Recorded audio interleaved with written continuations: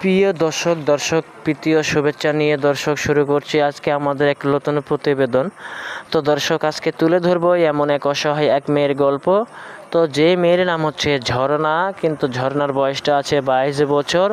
কিন্তু ঝর্ণার ঠিকানাটা হলো ঢাকা ময়মনসিংহ। কিন্তু ঝর্ণার পরিবারে তার মা বাবা নাই, কিন্তু ঝর্ণা অ্যাকচুয়ালি থাকে তার নানির কাছে, ছোট থেকে বড় হয়েছে। তো তার নানি কোনো কাজকর্ম করতে পারে না এবং রান্নাবান্না করে, বাসায় থাকে, বয়স্ক মানুষ।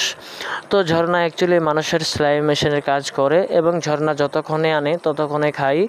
কিন্তু ঝর্ণা কোনো দিক থেকে সাইড সুর থেকে এবং হেল্প পাচ্ছে না। তো ঝর্ণা বলছে, আমি কোনো টাকা পয়সা চাই না, আমি একটি ভালো মনের মানুষ চাই, আমার টাকা পয়সা দরকার নাই, যদি একটি ভালো ছেলে পাই তাহলে আমি সম্পর্ক কইরা বিয়ে শাদী কইরা সংসার করতে চাই। তো দর্শকবিন্দু, এই ছিল ঝর্ণা মুখের কথা।